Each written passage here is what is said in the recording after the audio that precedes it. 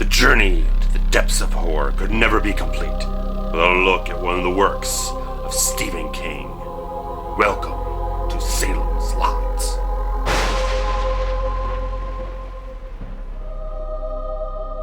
Writer Ben Mears returns to his childhood home of Jerusalem's Lot to research his new book and to confront his haunted past. As a child inside the ominous Marsden house, he witnessed a horrific crime and a chilling evil presence. Little does he or the townsfolk realize that a couple of other new residents have just settled in that very house. They are Richard Straker, a kindly if slightly unsettling antiques dealer, and his partner and master, Kurt Barlow, an ancient and malevolent vampire bent on making Salem's Lot his new home. Soon, Ben Mears must gather a few determined residents to fight against their fears and skepticism to battle to eradicate this heart-stopping force of evil that is destroying Salem's Lot. Now, as many know, the works of Stephen King have not always been translated and adapted very well into the mediums of film and television, but I think Salem's Lot is one that does translate very well. That, first off, there was a version in 1979 directed by Tobe Hooper that has been beloved for decades. But in 2004, there was a TNT cable network produced readaptation of King's novel that I have loved since it debuted. I think there's a great amount of qualities in this film that are very much representing King in the best ways, because you look at some of the lesser grade adaptations of King's work that are comparable to this, sort of like the It television movie, that they take a lot of the things that King puts into his novels, but they adapt them and use them in such ways that are very thin, stereotypical, cliche. Sometimes over times they become a little silly and everything like that, but with this version of Salem's Lot, there is depth, dimension, heart, soul, humanity injected into this film, and it makes all these qualities that King puts into his work live and thrive and breathe in great ways. And it really kind of starts off with that great cast that they have in this film, headed up mainly by Rob Lowe. He portrays Ben Mears, and I think he does that great. He's got a great handle on this character. He fits very comfortably into it. And he previously appeared in The Stand, so he already has a familiarity with how King's material works. As Ben Mears, he has this haunted, somber aura about him that really comes to it, really encapsulates the feeling, the tone of the whole film, that he's coming back to this town that he grew up in, that he has certain fears that he's still haunted by. And I love the opening narration that he has, that demystifying the sort of small town innocent charm that Jerusalem's Lot has, that it might look pristine and quaint on the surface, but he sees the deeper down, darker underlying secrets that this town has, and those are the things that haunts him, that clouds him, that just put this overcast of darkness over the whole story. But the opposite side of the thing is that Rob Lowe has a certain amount of charm to him that makes him very endearing, very engaging, a very likable protagonist that does have his own demons to face, that he has an emotional journey to go through in this story, that by the end of it can be heartbreaking, soul crushing. I like how this whole thing, the structure of the whole thing is that there's a bit of a framing sequence that everything is pretty much told in a flashback. So it works very, very well that you get Ben Mears, after all this has happened, seeing where he is now and finding out how he got to that point. And there's just great qualities that they took a couple liberties, I believe, with this. But a lot of people say this is fairly faithful to the novel, but there's still some changes in here. But regardless of that, whatever they did with this, with the screenplay to kind of tweak it here and there, works very well with the cast that they have, the direction that's here, and going on further with the cast, because again, Rob Lowe, fantastic. He carries this film, he leads this film incredibly well with all that depth of emotion that he has in there, and he works fantastically as a protagonist. And continue on with this cast, you got on the opposite side of things, the antagonist, you got Donald Sutherland as Straker, and Rutger Hauer as Barlow. Sutherland does a really excellently creepy job, that he writes that line between sweet, gentle old man and dangerous stranger, that he has this mysterious quality about him that is just eerie enough that it's like you can't quite get a hold on him, that you know there's something a little more insidious behind him, but he plays that line so well that you can't really get that hold on him very well. And Rutger Hauer as Barlow, I think, is fantastic.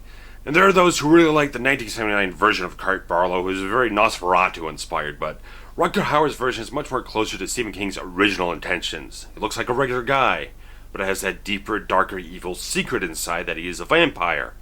And that very much feeds into the themes of the story.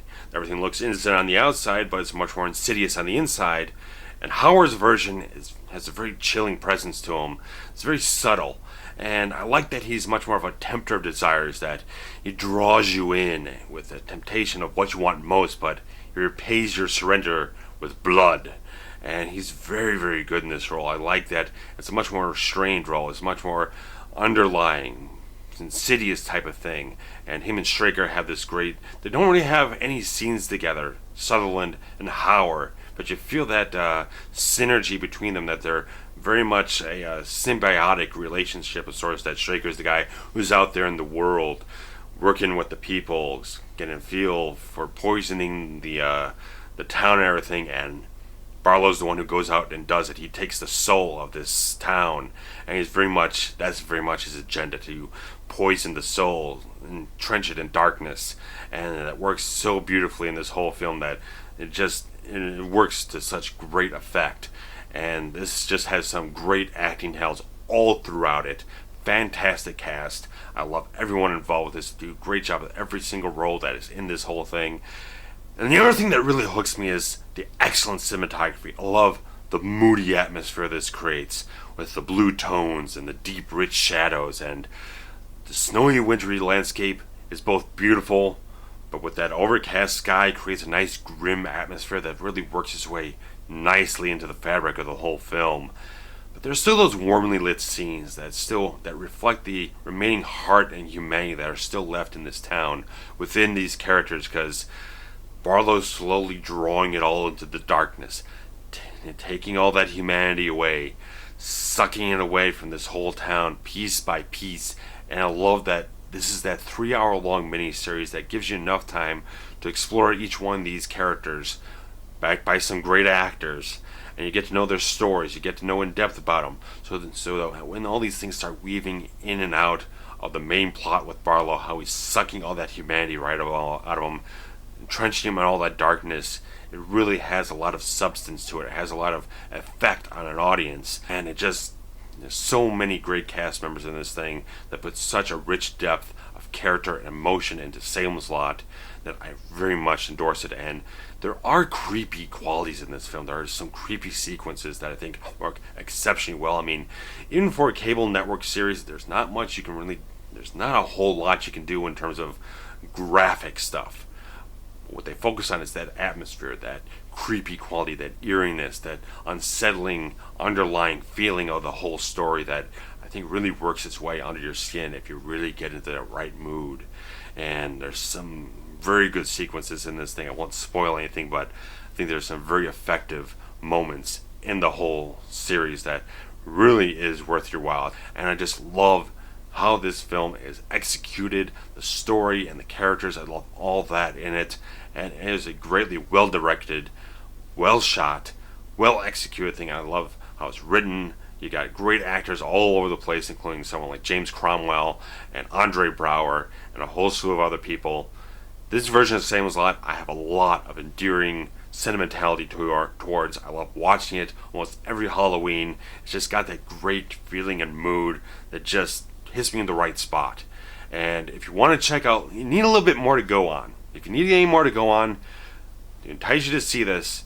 You go down in the description below, read my full written review. There's a little more depth to it, a little more going on in the written review than I can really go in here without making it very long and drawn out and everything. But you can definitely check that out. And I'm not a big reader, so I've never read King's novel on this.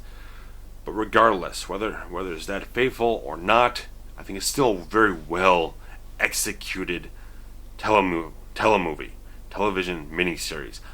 You should definitely check it out if you're a King fan. I think you owe it to yourself to see this. And if you are a fan of the 1979 version, you'll love it to death. Definitely give this one a fair try and see how they compare.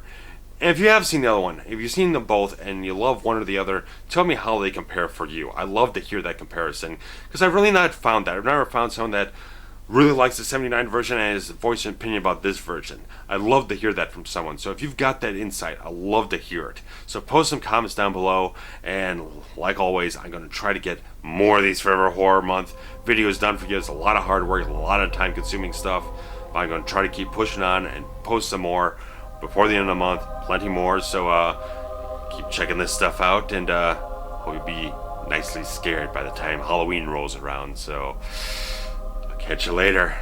Bye.